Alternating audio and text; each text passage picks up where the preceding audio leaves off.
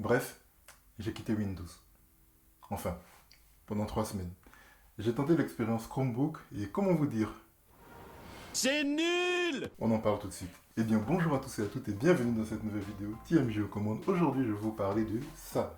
C'est le Lenovo IdeaPad 3. C'est un Chromebook que j'ai acheté à un prix très intéressant parce que j'avais envie de tenter l'expérience Chromebook et de savoir un peu ce que ça faisait. Je vais répondre à la question dès le début. Non, je n'avais pas prévu de quitter Windows. Je connais un tout petit peu le Chromebook. Je savais à peu près dans quoi je m'engageais. Je savais que je n'allais pas changer mon écosystème au complet. Mais j'avais quand même envie de tester ce type d'appareil-là et voir dans quels usages est-ce qu'il pourrait être utile. Et surtout, est-ce que même à moi, il pourrait être utile. Et bien on en part dans le test. Alors Lenovo proposait cet ordinateur-là à, si je ne me trompe pas, 129 euros. Il y avait une offre de remboursement de 30 euros, ce qui fait qu'au total, je l'ai eu à 99 euros, ce qui reste un prix extrêmement intéressant pour ce genre d'ordinateur-là. Mais après, si je ne peux pas faire grand-chose avec, est-ce que je n'aurais pas perdu ces 99 euros? On en parle tout de suite et on va parler en premier des points positifs. Donc, vous l'avez bien compris, le prix était un point positif de cet ordinateur-là. Je n'aurais jamais imaginé acheter en neuf à ce prix-là un ordinateur qui me permette de faire des choses. Peut-être rien d'extraordinaire, certes, mais déjà de profiter de faire quand même pas mal de choses. On se retrouve donc sur un ordinateur avec un écran de 15 pouces qui nous permet d'avoir quand même une très large dalle afin de profiter de tout notre contenu.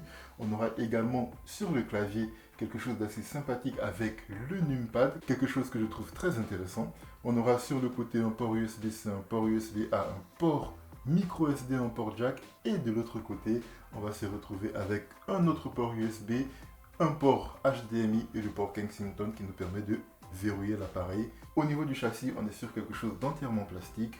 Oui, c'est de l'entrée de gamme, mais ça reste quand même très intéressant, très correct. Nul doute qu'en cas de chute, il va se casser, se fissurer ou prendre les rayures. Mais n'empêche, c'est pas non plus quelque chose qui craque sous les doigts comme on aurait pu le voir avec certaines tablettes ou ordinateurs, peut-être d'autres marques un peu plus incongrues, dira-t-on. Et justement, en termes d'encombrement, le poids quand même reste assez contenu, c'est plutôt plaisant à transporter. Ça fait un peu brique, mais c'est un peu le format qui veut ça. Et de mon côté, je trouve que ce n'est pas une expérience qui est complètement dérangeante. Toujours au niveau de l'extérieur, on a un clavier qui, comme je l'ai dit tout à l'heure, a un pavé numérique, quelque chose que je trouve super cool aujourd'hui et que j'ai envie d'avoir sur tous les ordinateurs que j'ai. Les touches, je les trouve un tout petit peu petites. Du coup, j'avais quelques erreurs de frappe, mais après, j'ai de grands doigts. Mais après, j'ai de grands doigts, donc forcément, il était peut-être prévisible que cela arrive avec mon utilisation. N'empêche, il est très agréable à utiliser. On sent bien le renfoncement des touches lorsqu'on l'utilise. On sent vraiment qu'on appuie sur une touche. Et donc en termes d'expérience, mis à part le fait que je l'ai trouvé un peu petit, ça reste super intéressant de taper dessus. Le clavier n'est pas rétroéclairé, c'est un tout petit peu dommage. Mais quand on se dit qu'il y a des constructeurs beaucoup plus connus qui ont pignon sur rue, une marque à la pomme en particulier, qui sortent des ordinateurs à 699 euros avec un clavier non rétroéclairé, on est un peu moins choqué, on va dire.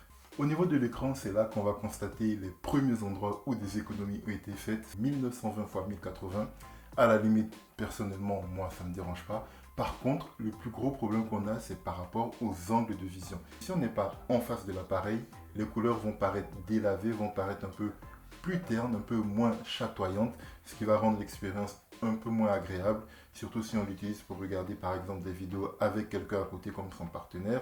Ça peut devenir une expérience qui ne soit pas la meilleure. Et justement, en parlant de regarder les vidéos, je vais vous faire écouter le son qui sort de cet appareil-là. Pareil, on sent également qu'il y a des économies à cet endroit en particulier. Sur cet appareil, on a également une webcam. Alors pareil, encore un endroit dans lequel on sent que les économies ont été faites. Je vous laisserai voir vous-même la qualité vidéo qui en ressort. C'est pas fameux, on aurait pu s'en douter. Mais encore une fois, il faut le mettre en relation du prix affiché de cet appareil. On a également des micros qui vont nous permettre d'enregistrer notre voix. Ça va permettre à cet ordinateur-là de se destiner à pas mal de tâches de bureautique, ce qui peut être aussi quelque chose d'assez intéressant pour la plupart des usages qu'on aura à en faire. Et ceci est une vidéo de la webcam intégrée à ce Lenovo IdeaPad. Vous pouvez juger de la qualité d'image, mais également de la qualité de son. Et sans surprise, c'est pas ouf. Mais ça suffit pour de la vision. En même temps, il faut remettre tout ça dans le contexte. 129 balles de base, 99 balles en promo. Il ne faut pas s'attendre non plus à des expériences fulgurantes. C'est correct. on peut profiter de ce contenu, mais c'est vrai que on a connu un peu mieux et peut-être qu'on s'attendrait un peu à mieux. Mais pour 90 euros, je sais pas trop. Bref, je suis mitigé. N'hésitez pas à me dire ce que vous en pensez. Est-ce que vous pensez que c'est complètement médiocre et ça ne mériterait même pas d'exister? Ou alors ça a le mérite justement d'exister afin de permettre à plusieurs personnes avec des budgets serrés de profiter quand même d'expériences intéressantes. Et justement, on va parler des usages qu'on peut en faire en parlant du système d'exploitation. C'est ça qui a été la plus grande nouveauté pour moi. Utiliser Chrome OS. Chrome OS qui est ce système d'exploitation dont j'avais tant entendu parler, où il fallait absolument être connecté à Internet, où je pouvais avoir accès à plein d'applications et les utiliser en tant qu'étudiant, par exemple, profiter d'une excellente autonomie. Et bien, est-ce que la promesse est tenue? Et bien, on va voir ça tout de suite dans le chapitre sur la partie software. Alors, au niveau de l'onboarding sur cet ordinateur, c'était aussi extrêmement simple à réaliser.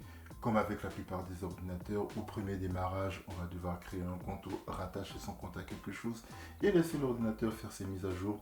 Mais une fois que cela a été fait, et ben c'est nickel, l'ordinateur est prêt à être utilisé. Et après, il n'y a plus qu'à se faire kiffer. Aussi, un autre truc qui est super intéressant avec cet ordinateur-là, c'est le fait qu'il soit capable de démarrer en très très peu de temps. Ça aussi, c'est quelque chose de très différenciant par rapport à l'écosystème de Windows et qui est quand même très appréciable. Il y a aussi un petit truc qui m'a étonné par rapport à cet ordinateur-là, c'est qu'en utilisant la prise USB-C de celui-là, je peux le relier à 2 écrans supplémentaires externes afin d'avoir un affichage en triple écran. Alors je ne m'attendais pas à ce qu'un ordinateur à ce prix-là soit capable de le faire, donc je suis agréablement surpris. Si vous avez du multi-écran dans votre setup, il pourra s'intégrer parfaitement à celui-ci. Au niveau du software, c'est là où j'ai été déçu. Voilà, c'est là où j'ai trouvé que l'expérience n'était pas au niveau. Alors certes, c'est vrai, je suis habitué à l'environnement, à l'écosystème qui tourne autour des applications de chez Microsoft.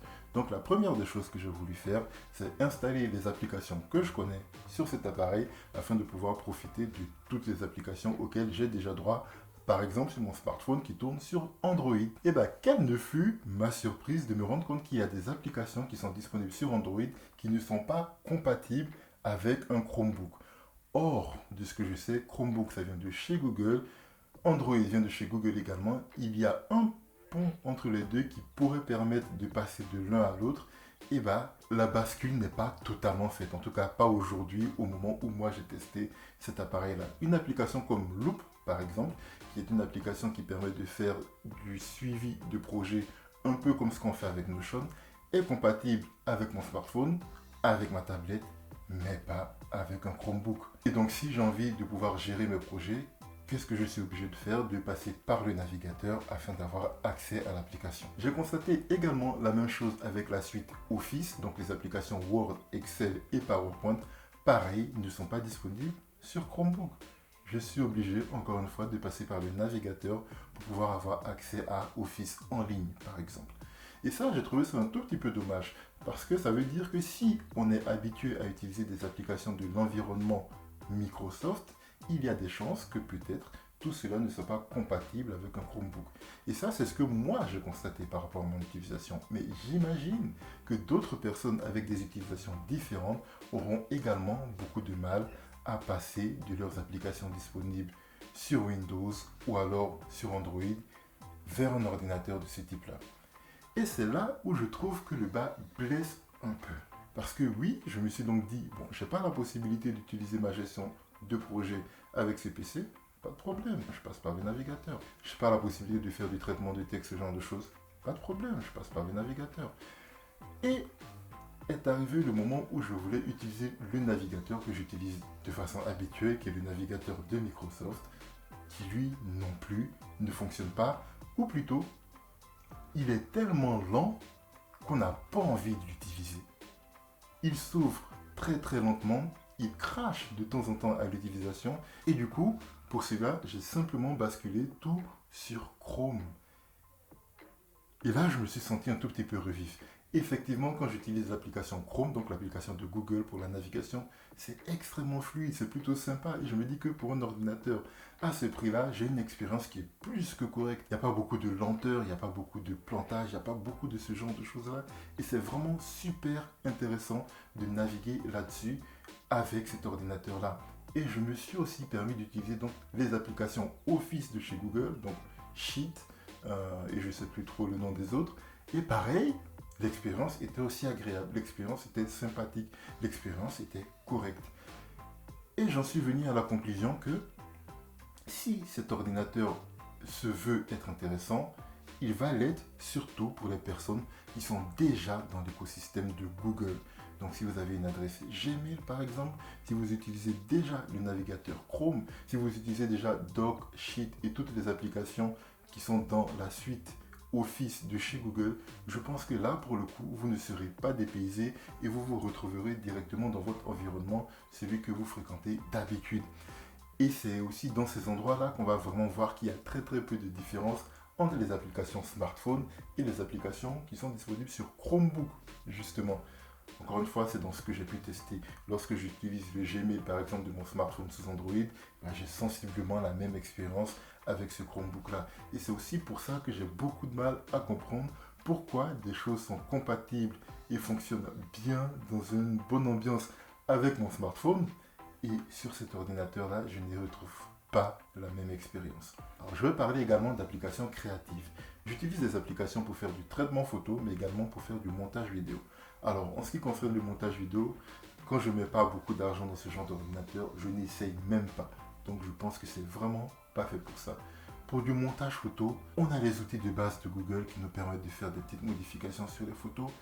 Et ça fonctionne. Et encore une fois, pareil, rien à redire de mon côté. C'est pas l'expérience la plus fluide, mais on peut produire quand même du travail. Par contre, j'utilise également Canva. Canva qui est une application qui nous permet de pouvoir faire un peu de création assistée par ordinateur pour faire des affiches, des cartes postales, des cartes de visite et plein de choses dans ce genre-là en fait. Et Canva, pareil sur cet ordinateur-là, te procure une expérience qui est moins intéressante que ce que l'on a sur un smartphone. Et donc vraiment je me dis, alors soit, vu que c'est un ordinateur à pas cher, on n'a pas de composants de ouf là-dedans, donc fatalement, les performances ne suivent pas. Ok, dans ce cas-là, si on doit investir dans un Chromebook, vaut mieux commencer à taper un peu plus cher sur ce qui existe sur le marché, peut-être 250, 300, 350 euros à minima. Mais en même temps, si vous vous souvenez, j'ai fait il y a quelques temps sur ma chaîne le test d'un ordinateur Windows à 200 euros qui à 200 euros avait un clavier rétroéclairé, avait un lecteur d'empreintes digitales, avait un écran tactile et pouvait se retourner à 360 degrés. Neuf, c'était même pas de l'occasion. Et donc j'ai vraiment du mal aujourd'hui à me dire, à comprendre à qui est destiné ce genre d'appareil. Si vous faites partie de ces personnes-là, n'hésitez vraiment pas à me dire en quoi est-ce qu'un Chromebook peut faire la différence avec un autre ordinateur. Enfin, dernier point duquel j'aurais aimé parler par rapport à cet ordinateur, c'est l'autonomie. J'en ai entendu que du bien. Effectivement, je ne peux que renchérir dans ce sens. C'est mieux que ce que j'ai avec tous les ordinateurs Windows que j'ai en ma possession. Il n'y a pas de ventilation, donc ça ne souffle pas. Il y a très peu de chauffe. Et j'avoue que ça fait quand même kiffer d'avoir un ordinateur qui ne chauffe pas trop, qui est plaisant à utiliser, pour lequel lorsque tu oublies ton chargeur, tu n'es pas en mode il faut que je trouve une prise USB quelque part pour pouvoir recharger. Bref, là-dessus, très bon point pour ce Chromebook là.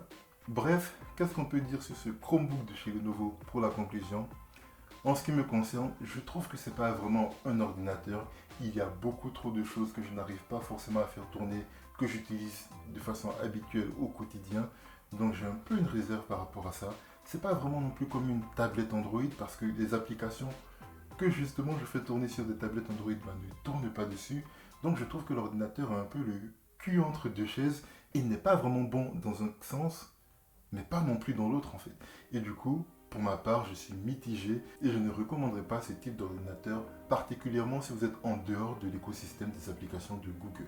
Et s'il y a bien une chose que cet ordinateur m'a permis de voir aujourd'hui, c'est que je dois être la seule personne de cet univers à le penser, mais en fait, j'aime Windows. Merci d'avoir regardé cette vidéo. J'espère qu'elle vous a plu. N'hésitez pas à me le faire savoir. C'était TMJ. Geekez bien, partagez beaucoup, vivez mieux et surtout, recommencez.